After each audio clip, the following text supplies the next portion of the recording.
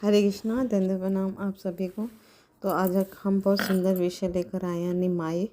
तो ये हेजोलन जयप्रकाश स्वामी महाराज जी की सुंदर बुक गौरांग में वर्णन आता है इसका। उन्होंने ग्रंथों में पढ़कर इस प्रसंग को लिखा। तो एक बार भगवान श्री कृष्ण द्वारका लीला जब कर रहे थे तो अपनी पटरानी सत्यभामा के घर में थे, और रुक्मिणी के घर, जो पटरानी थे उनकी महारानी रुक्मिणी के घर अभी आने वाले थे।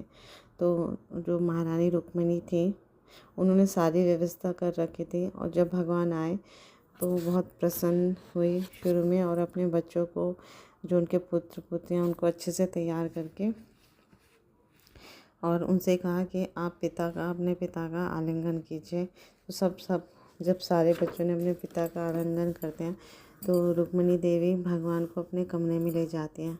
फिर वहाँ उन्हें सुंदर आसन पर बिठाती हैं और उनको पाद सेवन करती हैं। तो जब उनके श्री चरण कमलों को धोती हैं तो वहाँ पे रुक्मिणी है ना रोने लग जाती हैं, अश्रुपात करने लग जाते हैं। तो भगवान श्री कृष्ण उनसे बहुत विनम्रता से पूछते हैं, हे महारानी, हे देवी, आप क्यों रो रही हैं? क्या किसी दासी ने आपका कहना नहीं माना, या बच्चों ने आपका कहना नहीं हुआ? क्या हुआ? तब रुक्मिणी देवी जी कहती हैं कि मेरे जो इन अश्रुओं का कारण तो श्रीमती राधा रानी जानती हैं, क्योंकि विरह की वेदना है श्रीमती राधा रानी को अच्छी तरह पता है। आप आज यहाँ आ गए, फिर चले जाओगे, है ना, फिर मुझे विरह होगा आपसे।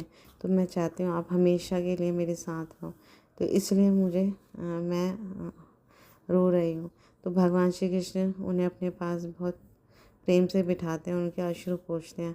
तो इतने में ही खिड़की से भी भगवान श्री कृष्ण नारद मुनि को देखते हैं, और फिर उनका आदर सत्कार करने के लिए उठते हैं, और उनको बहुत सुंदर ढंग से घर में बुलाते हैं और कहते हैं, गुरुदेव अंदर आइए, है ना, आपने मुझे बचा लिया। नारद मुनि ने मुझे रुक्मिणी को आलिंगन करते हुए देखा नहीं, ऐसा सोचा मन में उन्होंने। तब नारद मुनि जाते हैं तो वो भी थोड़े से चिंतित दिखाई देते हैं उन्हें। तो भगवान श्री कृष्ण इसका कारण पूछते हैं। तो नारद जी कहते हैं कि मुझे लोगों के व्यवहार से लगा कि अब वे ज़्यादा इंद्र तृप्ति करते हैं और लोग अब नास्तिक होते जा रहे हैं। मुझे लगा कि अब कलयुग आ रहा है ना, तो अब आपके जाने का समय भी आने वाला है। तो कलयुग में मैं कैसे प्रचार करूँगा? नारद मुनि इतना प्रचार करते थे, हमेशा प्रचार करते थे।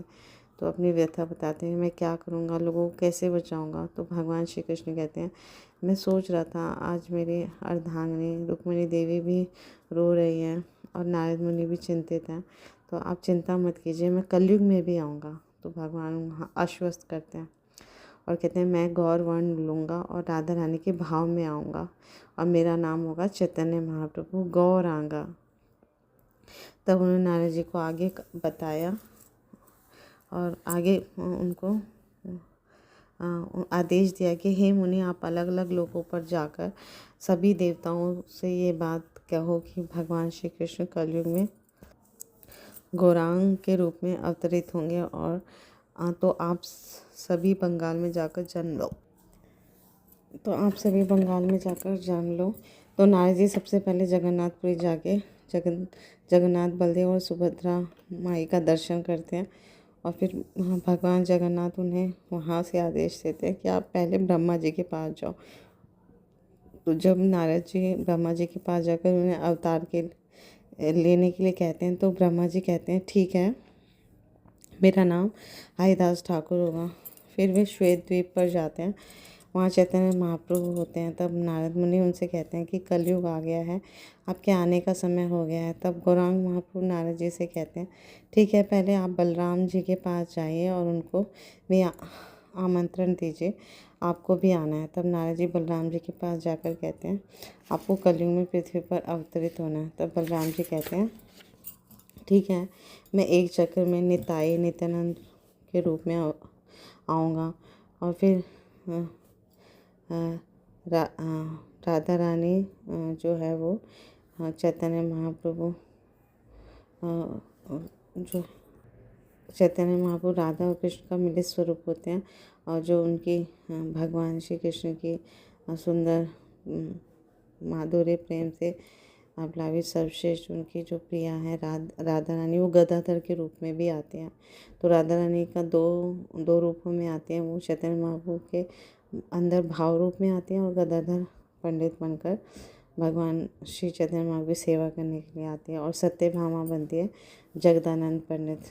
तो ऐसे सब महाप्रभु के आने से के समय अवतरित होते हैं। तो चैतन्य महाप्रभु इस कलयुग में कृष्ण प्रेम सबको बांटते हैं, सबको वितरित करने के लिए आए हैं। उन्होंने हरि नाम से सबका उद्धार किया है ना।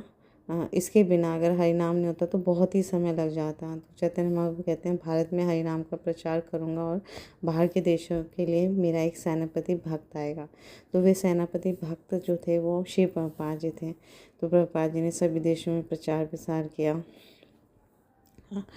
है ना। चीन, चाइना में, रूस में, अमेरिका में, अफ्रीका में, यूरोप में, सब जगह प्रभुपाद जी ने अपना कृष्ण भावनामृत को फैलाया। तो प्रभुपाद जी बहुत ही दयालु हैं और चैतन्य महाप्रभु भी बहुत दयालु हैं। हम सबका इस कलयुग में उद्धार करने के लिए आते हैं, उद्धार करते हैं। तो प्रभुपाद जी कहते हैं कलयुग में हमें एक ही काम करना है, नाचना है, गाना है और गाना है और हरि नाम कीर्तन करो, वे सबसे अच्छा है। तो नाचना है भगवान के समक्ष, गाना है हरे कृष्णा कृष्णा कृष्णा हरे हरे, हरे राम राम राम हरे हरे। खाना है कृष्णा प्रसाद। तो 3 कार्य करके हमें कृष्ण प्रेम मिलेगा और इस जीवन को हम धन्य धन्य बना सकेंगे। Thank you so much Guru Maharaj.